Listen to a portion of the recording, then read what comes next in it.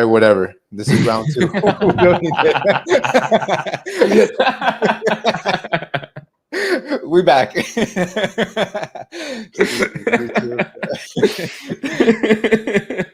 Oh, that caught me so off guard. Yeah, technical difficulties. Just YouTube being YouTube. Sorry about that, guys. What a pain in the butt. funny, And we were yo. getting to the end of it. So we just appreciate you guys Yeah. being back. Natalia, take two. Thank you for being back. Anna, love the pick. Thank you very much. Oh my Appreciate gosh. that. That was so, dude. What happened? I don't think you realized like It was, man. It was an LA based funny. YouTube infiltrator. Yeah, There they're trying to take us down. They're trying to getting take us hacked. down. They can't handle us. They can't. They were handle so us. upset for the 3-1 win and us showing them how bad we beat them that they just had to take it down. They were like, "We're not going to live through this again. We're not going to stand for this." You can't take us down. You can't shut us down. You can do everything. You can close. We're still here. We're back. That's what Messi and Co does. We're back, man. Yes, sir. Oh my God. Thought that FBI broke in. Dude. That's what it felt like. Yeah, it did. It was just like, where did everybody go? We're getting comments like, where you guys at? It says taken down, but we're back. And we were getting towards the end of that game. But basically, okay, so we went through the game. What we're going to try to do is see if we can recover the video, and then we'll stitch this up into a nice video for you guys, and we'll post it in case you want to rewatch it, or if you're just getting in now for the first time. We basically just went through an entire replay of the game and the whole thing, so we'll put that up on the YouTube feed once it's done, and try to figure out a way to not get it taken down again. But hey, we live our lives on the edge. We're risky like that. We do that for you guys. We put it all on the line. If you ever thought and wonder where do these guys have the passion, we do. We take risks, man. Absolutely. But yeah, okay. So we went through that. I guess like what are kind of some of your key takeaways from that game in regards to like players? Was there any player that you thought, and this is something that Ashley likes to do for us, like the struggling player or the player that's right. shine. So let's do that in I almost said memorial, Mike, but she's still with us. It's just she's not here now, so it wouldn't be memorial. Ashley's not dead, Gian. Yeah. No, it'd be in honor. There you go, in honor of Ashley. She's not here right now. That's funny. Okay. Yeah. So like, you want to go first, or do you want to talk about the worst player first or the best player? Yeah, go ahead. Who do you think struggled? Go, and then Okay. I'll piggyback off of you. I don't want to take the easy route and say Cello. Because like everyone knows, if they've been watching, that I've been the biggest Cello hater. Yeah. But I would only say that he struggled because he was literally getting cooked by Bouanga the whole game. But I mean, like, we were able to deal with it and put up with it, and luckily he wasn't able to capitalize on anything. But I think that was literally the one downfall that Cello had the whole game. And I think honestly that's probably it was either that, or maybe I would say Redondo, because he almost threw the whole game at the end. I don't know if you remember. Like, he turned the ball over. He forgot he was in the middle of almost like a game. He just nonchalantly was just had his back towards them and was just walking with the ball like nothing. And I didn't think he had a bad game. Like, he just had a really bad moment there that almost cost us the whole game. Yeah. But I would say, I don't know. I would give it a Cello just because he just kept getting cooked, and like there was just no way of stopping it. But is it Cello himself, or is it Cello being the unlucky one to be on Bouanga's side? Because who is Bouanga not cooking? I know, but it's like, Ian, I don't know. He probably is. No, actually, no, I don't know. But Lujan did well. No, against he wasn't playing Bouanga. He wasn't facing Bouanga. He was facing the other guy. Lujan played right back, and Lujan and Bouanga was playing on the left also. Oh, what? So he was. Lujan, I don't know. Whatever. It's hard for me to give somebody who played bad, because I think overall, as a team, we did really, really well. And even if nobody had maybe below average performances, I thought we either had good or above, because everybody put in the effort, everybody put in that the work, the dedication, the heart, the passion to win this game. And it may have not shown that maybe in the first 10-15 minutes, but then after that point, and especially after we scored that first goal, we were just kind of all in. So I don't know. I mean, like I'm curious to see like who you would pick as your struggling player now. Was Ustari the worst and the best player in the game? Because he punched the ball away, and you're making him the worst, and then No, because he saved us, I don't know. I'm joking. I'm just Yeah, saying because that's funny. I'm joking because he had some moments that were not Because good. if you're sticking with that, I'm sticking with Cheto. No, Ustari. Okay, so let's go back, I guess, to the Yeah. struggling player. I understand the Noah one because he was getting cooked. My only rebuttal, and I wouldn't even say so much a rebuttal, but more of like a caveat to that, is just that it was. I mean, he was put in front of Bonga. Like, Right. that's it. Yeah. That's his I position. mean, Bonga is the most. He was put in front of the most dynamic, fast playmaking player on that team, and he was going to struggle. And I think anybody would. I think anybody would have struggled. I don't know how to what extent, but I think anybody would have had a hard time. I think against that player. yeah. So he did get cooked I on a never said that few. they weren't. I'm just Yeah, saying, you just asked me who struggled, no, and that but was the one no, sticking and out I hard. think it makes sense. It makes sense Yeah, what you said. sure. I do think that he did, especially at the beginning, though he was getting cooked on some plays. He did show like huevos. Like he was not afraid to sacrifice his body and go in hard as hell, pound like that dude. At least props in that aspect. Struggle. Would you think what if I told you I thought Tadeo Allende struggled a little bit? Would that be a crazy thing to say? And not to say that he was the worst player or anything like that. I need you to back it up, though. I need you to back it up. What made him struggle? Like Thing what is, what did you see in Tadeo that was like, yeah, like he didn't, was it because like he didn't really do anything? I think he didn't make the runs that we've been accustomed to. Sure. That we mentioned earlier before the FBI took down our episode, but we talked about how he's the biggest danger on the scoring end for Inter Miami, other than Messi at this point. And we've seen a lot of great things from him, runs in behind, where it allows guys like Messi or whoever has or Telasco to put in really, good balls into him. I think that we didn't see too much of that from him. And I think why I'm picking him is because I think I had the highest expectation from him on the scoring, and maybe more than I should, because what you said before, that he's coming back from injury. So obviously that was tough. But I just thought like, okay, other than Messi, he's probably the guy that has the biggest chance and that we need the most to score. And he didn't really provide that. So I'm going kind of down that route. Not to say that he played bad, because I think most of these players had really good games. Yeah. Yesterday, 1000%. This is a hard question what we're doing right now. But it's based off of just, I guess, my expectation. I think more than anything. Yeah, 1000%. And that's why I didn't choose like Tadeo. Like in theory, I guess technically when you look at it from an outside perspective, he didn't. I guess he didn't. I don't know if he didn't do much. In my opinion, I still think that he tried to get into the positions and try to put himself in situations where he can score or be somewhat threatening. But of course, he wasn't at 100%. Maybe you could say. And to me, it was expected because like I said, he was just coming off that injury. He missed a lot of games, a lot of weeks off, and a lot of people, I guess, like yourself, had a lot of high expectations on the scoring end, and I made sure not to put that expectation for me personally. Yeah, you mentioned that at the beginning. Yep. Right. Yeah. So that's why I didn't really.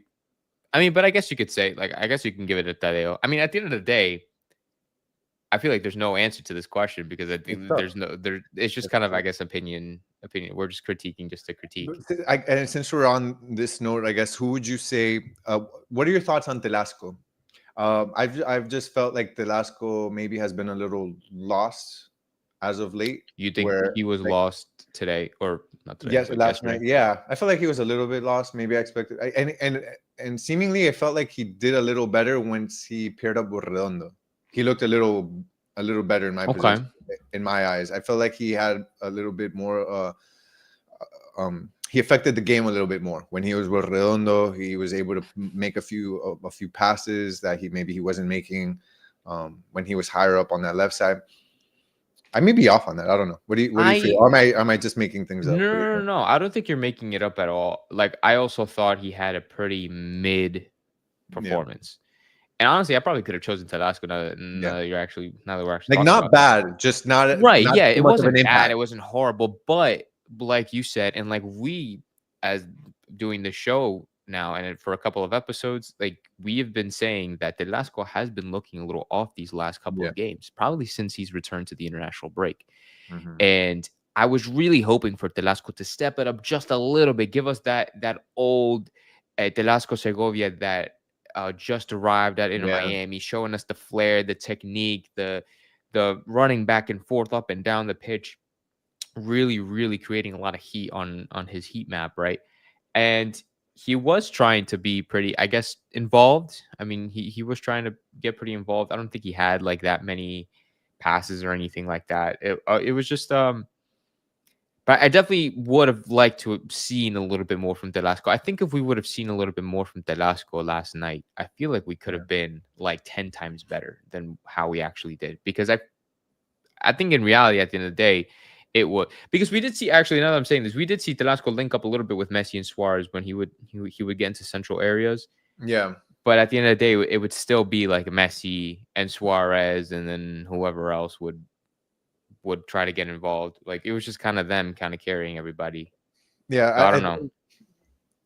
Yeah. I was gonna say something, but before I say it, I guess let's just we finish this part. Who is the best player on the team, or who had the best performance of the night? I think there's two. So whoever you don't say, I'm gonna go with the other guy. I think there's two top performances. You can go with the easy one. It has to be. It has to be. I'm trying to think of what you're trying to think, but I'm just like, if it has to be Messi. Okay, so go ahead, go with Messi then, and then fine. I'll just stick with Messi. I'll stick with it, but it has to be Messi scoring the 2 goals.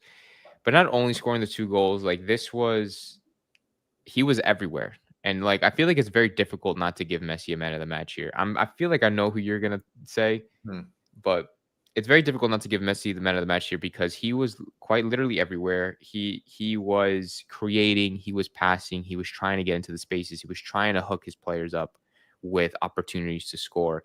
And he was so determined, so motivated, so fired up to win this game in the best possible way that he had to give. Like, he knew he had to step it up, and we saw that. So like, when Messi knows he has to step it up, he'll step up, and that's why I'm giving him man of the match.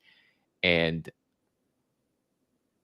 that's why we're through the semifinals. If it wasn't for his golazo of a first goal and his penalty kick in the second. Yeah, just Messi doing Messi things. Yeah, what you expect from him, you expect no less. So it's not like a surprise. But it's crazy. It's a crazy expectation to have. I mean, like, yeah, he's a crazy, but like, this is something you wouldn't expect from any other player. And he's done it so many times. Obviously, for Barca, like. But it's not normal, is what I'm trying to say. Like, this is not like, from a Messi standpoint, yes, but like, from a footballing standpoint, this is not a normal thing to happen. When a player needs to step up in the manner that Messi steps up, and like, normally it doesn't happen. Either the pressure gets to you, or maybe it's like a skill thing. Messi does it every single time. Yeah. And I will never get over it. And he'll have my man of the match any day of the week. Yeah. I mean, there have been multiple occasions that Inter Miami looks like they're sitting ducks and they're out of the game and they don't have a chance. Even though yesterday they never seemed like they were out. But no, it certainly looked like a daunting task, even though you're at home. Yes. In such an important game, in a quarterfinal, where it doesn't matter what team you're playing. If it's a quarterfinal of the Champions Cup, there's a reason that other team is playing you, and they're typically good. And any team that comes to play against Inter Miami, whether they're the worst team in the league at that point, they're gonna look like the first or second best team when they play you, Inter Miami, because that always happens.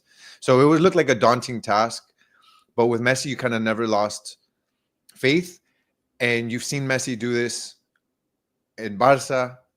You've seen Messi do this in Argentina, and you've even seen, this isn't the first time Messi has done this sort of thing here at Inter Miami.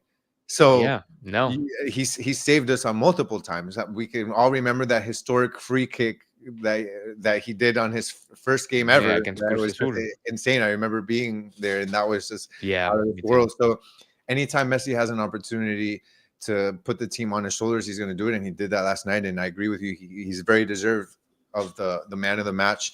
To me, I had one, but then you guys in chat commented, which actually you may remember who you could give another man of the match to. Like, we'll go to this one. What a game for Messi, who you mentioned, but Ustadi and Allen. Yeah, 100%. And then another Ustadi. Messi led the team. Yeah. So I was gonna say Noah Allen because I thought Noah Allen just did it incredible for the team. He just what we were talking about previously. He's typically in the right place to cut plays off, but even when he's not, he doesn't care. He gets back in time and recovers perfectly. He never gives up.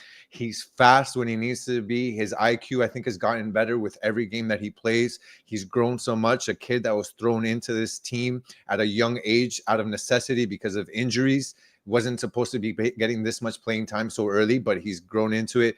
He has had to switch positions, started out as a left back. Tata made him into a center back. He took that on. The professionalism is incredible right there, the growth. And now Aviles was a guy that you never imagined would not be in your starting 11 going into a Champions Cup match.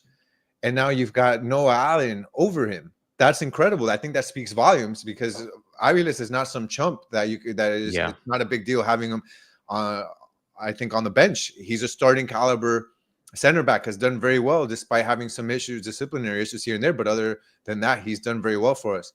But Noah Allen, skill set is incredible, and his IQ, and I think his poise, right? I just mentioned about some of the disciplinary issues that Aviles has had to deal with, sometimes leaving this team down a man in very important matches. I think that may be one of the things that kind of gives the nod to Noah Allen over maybe Aviles, is also the fact that you can bank on him staying on the pitch and not leaving you down a man in a very important game. So kudos to him. He did very good in this match. And he could be my man of the match. And the other one would be, if just to have some fun here, Ustadi too. As you said, I give it all three of them too. Yeah, the amount of saves that he had. We went over that at the end, that fingertip save that was going in minute 87 or 88. If that goes in, we need another goal within the minute left in regular time, plus 5 or 6 minutes in stoppage time. That's like an unthinkable thing. Like, you can't. That would have been really tough to overcome. And if it wasn't for Ustadi, we may not even be in right now going to the semifinals. I agree. I think what I was going to bring up, if I could remember, was let's see, just talking about this team in general, talking about defense and offense. Okay, it was, I think Inter Miami hasn't had any big issues getting into the final third. They've basically been the team to keep possession of the ball. We see at the end of the games, they end up with 62, 63% possession. That's not been an issue. What I think has been an issue is when they get to the final third, the accuracy and the precision in the passing, their shots on goal, or their shots haven't been on target. They've gone wide. We've seen Suarez struggle that. Very uncharacteristic. Some of the shots that he would have made last season, he's missing right in front of the goal. Do you kind of see the same thing with the offense, where the possession is there, but when it comes to really the defining moment, we haven't been as concrete as we have in like the last season, right? I think that's one of the things that's kind of worried me. We're scoring where we were scoring 3 goals, 4 goals. Now there are games where we're scoring 1, we're scoring 2. We only, for example, in Champions Cup, we only scored 2 in Jamaica. Right. Like, I think we should have scored more for a team that supposedly is better. Supposedly a better attacking team now than last season. But last season we kind of looked better. I don't know. How do you kind of feel about that? Are you seeing the same thing as I'm definitely seeing the same thing from an Inter Miami standard, because this team has a completely different standard from any other team. We have the best players in probably MLS, and maybe even in CONCACAF, like in the Americas. So it's like when you have players like, first of all, Messi and Suarez, obviously the big two, but with Velasco Segovia, with Tadeo Allende, and even with like Fafa Picault, it's like you expect this team to score a lot of goals every single game, to have the creativity, to have the connection, the chemistry. They're all being South American or all of Spanish descent, some sort of Spanish descent. And with all their gifts, you would expect them to be high scoring games every single time. But we haven't, like you said, we haven't really been seeing that. And it's throwing a lot of people off. It's throwing me off, you off, obviously. And I don't know what it is. I mean, like, it could, I don't know if it's just like, because Messi was on fire. Suarez was on fire last season. And maybe it's just a slow start, maybe to what's could be something very amazing later on down the line. Because at the end of the day, like, we have to also look at the bigger picture. Like, this attack is a whole new attack with Tadeo, Fafa, and Messi and Suarez are the only two that are kind of staying. Delasco, like, these are all new attacking players, new players to try to adapt. So I'm like, and we're only a month in, or like 2 months in now. Yeah. So we still have way more football to play. So I'm hoping that something better comes down the line, and maybe we'll start scoring more goals as we get more comfortable. But I can see where the concern lies. Yeah, that's definitely an area that I didn't think we'd be a little bit concerned about. But on the other side of that, the defense, there's not as much concern as there was last season. Yeah, has been fantastic. So that's good. We've gotten quite a few so we clean feeds. We basically flip-flopped. But but I think it's easier to fix that offense or to get back to than 1,000% defense. So that's good. I guess just to kind of end this, we're going to Canada. It looks like, if I'm not mistaken. So, are we going to Canada? Are we going to Canada first? Yeah, I believe we're going to Canada first. I think, if I'm not mistaken. Let me just double check. I'm pretty sure we should be going to. That's going to be. Canada. You want to take a plane, or how do you want to get there? You want to take a bus all the way up? We'll take a road trip. We'll take a road trip. We can do a road trip. If you guys in chat are in the area, you guys are more than welcome to hop on the back. We may get a pickup truck from U-Haul or Home Depot, and then you guys can hop in the back, and we'll make our way to Vancouver. And that'll be fun, but it's going to be cold, I think, if I'm not mistaken. It's probably cold. Slightly. I think it's stadium, what is it, BC Place or something like that? 55,000 people. If you want to check, 55,000 people. I think so. I think it's 55,000 people. And I think it's a synthetic field, if I'm not mistaken. So that's a little. Yeah, it's called BC Place. It holds 55,000 people. In downtown Vancouver. Can you check if it's synthetic? Let me see if it's. It's a multi-purpose field. Multi-purpose. Retractable roof. Making it 1 year. I'm sure for us, if it's cold, they won't close the roof for us. I'm certain they won't they won't turn on the heaters. They won't. They're gonna want to make sure it's extra cold. It's extra cold for us. Yeah, no. I can't see anything that says like. I had read that it's a synthetic field. Trying to see if I can make sure. Apparently, it is climate controlled though. Yeah, but I don't think they're climate controlling it for Inter Miami. Believe me, they want to make it as cold as possible for us. I had read somewhere revitalized artificial turf. It says synthetic. Yeah, new synthetic turf called Polytin Liga Turf RS was installed in the new playing surface. Oh man. Okay. Yeah, I mean, sure. I'm not 100% sure what that is. I'll try to get it. This turf is rated a FIFA 2-star rating, meeting high standards for soccer stadiums. The stadium is known for the retractable roof, and the turf was replaced recently with a new system. So it's supposed to like withstand all weather conditions, I guess. Yeah. Well, we all know there's always turf. A bit of fear when there's turf. I mean, I don't doubt Messi's going to play. There should be no talks about is Messi playing because it's turf or not. That's not a conversation. Sure. But there's always some worry there with synthetic fields because of injuries and that sort of thing. So that's something just to be cognizant about. But I think it's going to be it's the semifinals. It's going to be a tough game. Messi, everyone's going to play. Whoever's available is going to play. And I'd rather have Messi play a full 90 over there on a turf field in Vancouver than 90 minutes against like Houston or something. I don't know. Dallas. 100%. So it definitely will be a tough game, and we'll still have to do I'm a excited. preview episode for that. But this is historic. Inter Miami's never made it to the semifinals of a Champions Cup. I love to We got hear it. knocked out last season in the quarterfinals. This is redemption. This is and I'll say this for Ashley. Ashley was talking about it. Championship DVD. She was saying in the previous episode, which that's something new that Matt and I learned. Yeah. Apparently, it's a moment or a situation or an event where that's kind of like what sets off that championship journey. And she was telling me yesterday when we were watching the game, she's like, as soon as the game ended, she's like, this is championship DVD. This is the moment that they knew that they were winning or that they're gonna win the whole thing. So I hope that's true, Ash.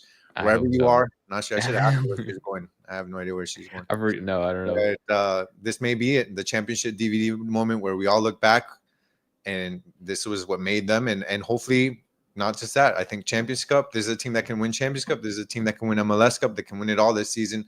So this is ours, and we have to take it. Yeah, yeah, 100%. I have full confidence in our boys. Yeah. Yeah, so before we go out, just read these couple comments and then we'll head out. Team has grit. They're buying into Match's system and his belief system that they can always win. Love seeing Match's emotions during matches. 100% emotional coach, always shows it on the pitch, and I loved it too. I also loved I know you were talking about Cello. I thought it was cool how he was facing the other way, kneeling down, facing the other way when Messi was shooting his penalty. I don't know if you saw that. No, I did not see that. He wasn't looking at the penalty. I wish I would have had that image to show up. It was pretty sick, actually. He was facing the stands and just looking away, and then he celebrated just based off of what the La Familia. We could probably post it on Twitter later if we have that. Yeah, so that's pretty cool. Hope new Argentina midfielder coming soon. Baltasar. Yeah, hopefully he'll be good. Thanks, guys. Vamos. Thank you, Ethan, for being here. Thank you, Miami King, Alex, Sergio. Thank all you guys. Hopefully, Machirano rest the players for these important games. Yep. Hopefully he does. So, guys, we come to an end. We had that crazy episode at the beginning. We'll see if we can merge it with this one, a live broken down into two. First time that ever happened. Yeah. So, just make sure you guys follow us. I'll go ahead and put that up for you guys. Actually, let me take off this comment just so that everybody can see it. Yeah, so just make sure to follow us at Messi and Co on X. And then if you guys want, go ahead and subscribe to the YouTube channel of 5 Reasons YouTube, 5 Reasons Football. You guys can follow us in here. Make sure you hit the thumbs up button. If you guys hit the thumbs up button, more people get to see it on YouTube, and that so more people get to enjoy this. And we just really appreciate you guys tuning in. We'll be back later on what's today? Today's Thursday, the 10th. Yeah, so let's see. I don't know if we'll put out another episode maybe Friday or Saturday, but we'll make sure to put out an episode for you guys previewing the next game and talking about what's next. But we really appreciate you guys jumping in on this last minute. And vamos Inter Miami. Talk to you guys later. We'll see you guys soon. Bye.